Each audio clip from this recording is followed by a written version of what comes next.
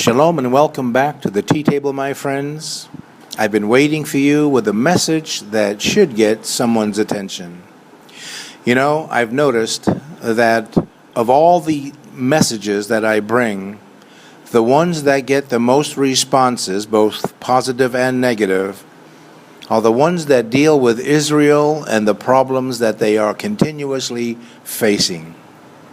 With that, how many times have we heard or even used the expression, you can't give what you don't have? In other words, if you don't own it, you can't legally give it away. I remember when I was working at the Space Center and it was lunchtime, and I forgot to bring lunch this particular day.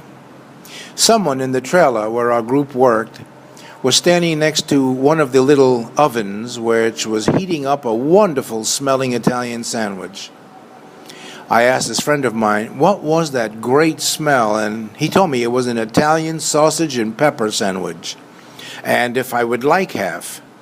Immediately, I said yes, because not only was it my favorite sandwich, but I didn't have any lunch, and that would be perfect. I went to the small toaster oven and took out the sandwich to cut it in half, when another friend of mine, an engineer, stopped by and asked me what I was doing. I told him so-and-so said I could have half of the sandwich.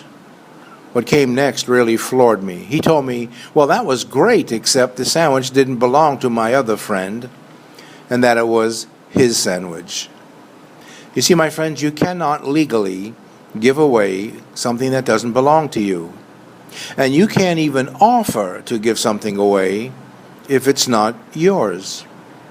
So when we see a verse like Deuteronomy 10:14, which tells us, remember that the sky, the highest heaven, the earth, and everything it contains belong to the Lord your God. Or in Psalm 50, verse 12, God himself tells us, if I were hungry, I would not tell you, for the world is mine and all that is in it. I said all that to say this, everything belongs to God. Everything in heaven, everything on the earth, everything under the earth, and everything in the sea. As we look at the original statement of, you can't legally give what you don't have or own, and reverse the logic behind this statement, we say you can give what you have or own, and you have all the legal rights to do that. The best part is, if you are the owner, then whoever gave it to you, it legally belongs to them. So when God gives you something, it now belongs to you. My friends, here's where the message gets really interesting, if not somewhat controversial. As I was reading through the book of Joshua, I noticed that the promises of God to the children of Israel were coming to pass. In Exodus 6, verse 8, and I will bring you to the land I swore with uplifted hand to give to Abraham, to Isaac, and to Jacob. I will give it to you as a possession. I am the Lord. In Joshua chapter 24, verse 13, God tells the children of Israel, I gave you land you had not worked on, and I gave you towns you did not build, the towns where you are now living. I gave you vineyards and olive groves for food, though you did not plant them.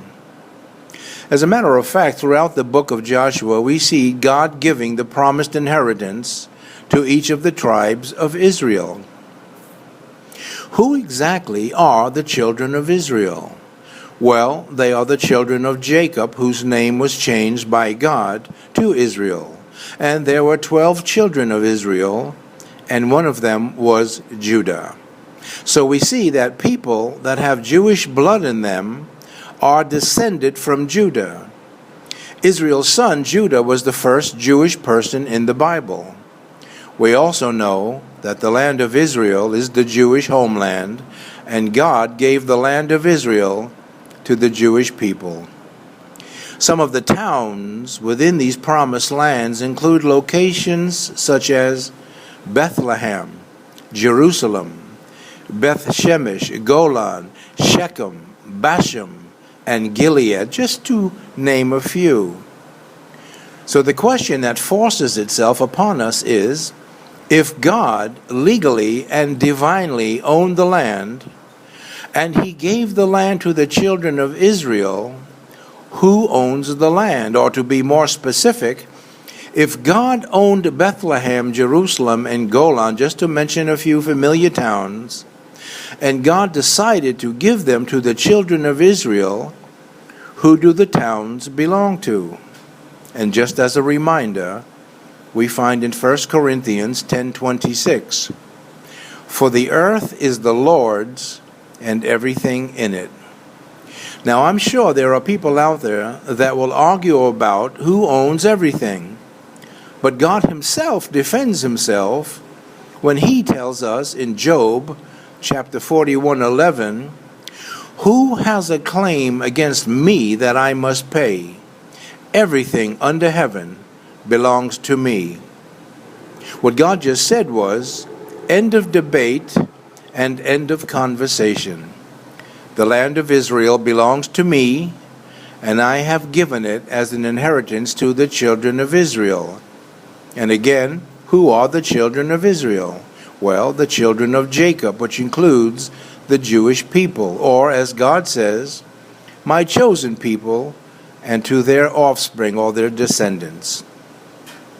So the question arises, if God gave the land of Israel to the children of Israel, why do other peoples think that they have a right to what doesn't belong to them?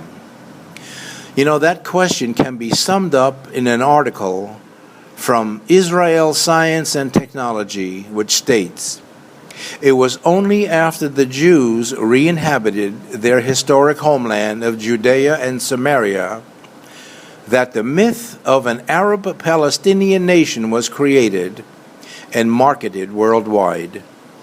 Jews come from Judea, not Palestinians. There is no language known as Palestinian or any Palestinian culture distinct from that of all the Arabs in the area. There has never been a land known as Palestine governed by Palestinians. Palestinians are Arabs indistinguishable from Arabs throughout the Middle East. The great majority of Arabs in Greater Palestine and Israel share the same culture, language, and religion. Much of the Arab population in this area actually migrated into Israel and Judea and Samaria from the surrounding Arab countries in the past 100 years. The rebirth of Israel was accompanied by economic prosperity for the region. Arabs migrated to this area to find employment and enjoy the higher standard of living. In documents not more than 100 years, the area is described as a scarcely populated region. Jews, by far, were the majority in Jerusalem over the small Arab minority. Until the Oslo Agreement, the major source of income for Arab residents was employment in the Israeli sector. To this day, many Arabs try to migrate into Israel with various deceptions to become a citizen of Israel. Did you know that even the chairman of the Palestinian Authority, Arafat himself, was not a Palestinian? He was born in Egypt. The famous Palestinian Covenant states, listen to this, that Palestinians are an integral part of the Arab nation, a nation which is blessed with a sparsely populated landmass 660 times the size of tiny Israel, which is Judea, Samaria, and Gaza included. All attempts to claim Arab sovereignty over Israel of today should be seen with the real intention: the destruction of Israel as a Jewish state, and it's the only barricade of the Judeo-Christian Western civilization in the Middle East. A big question could be, since God gave the land of Israel to the Jewish people as promised throughout the Old Covenant, why is there so much debate as to who owns what in Israel? Well, the answer to that can be found in Judges chapter 2, verses 1 through 3. It tells us, "The angel of the Lord went up from Gilgal to Bochim and said, I brought you up out of Egypt and led you into the land I swore to give to your ancestors. I said, I will never break my covenant with you, and you shall not make a covenant with the people of this land, but you shall break down their altars. Yet you have disobeyed me. Why have you done this? And I have also said, I will not drive them out before you. They will become traps for you, and their gods will become snares to you." My friends, the biggest problem in Israel or America and the entire world is disobedience to God. And because of disobedience, you come out of God's umbrella of protection, and the things of the world become a snare to you. Snare means a trap or a noose or a thorn in your side. There are and always have been blessings for obedience and curses for disobedience. And with that, I leave you with this. Yevarechecha Adonai ve'yishmerecha. Ye'er Adonai panav elecha v'honecha. Yisa Adonai panav elecha ve'yesamlecha shalom. The Lord bless you and protect you. The Lord cause the light of his face to shine upon you and be gracious to you. The Lord turn all of his attention to you and give to you his peace. God bless, my friends, and I'll see you again next week at the tea table.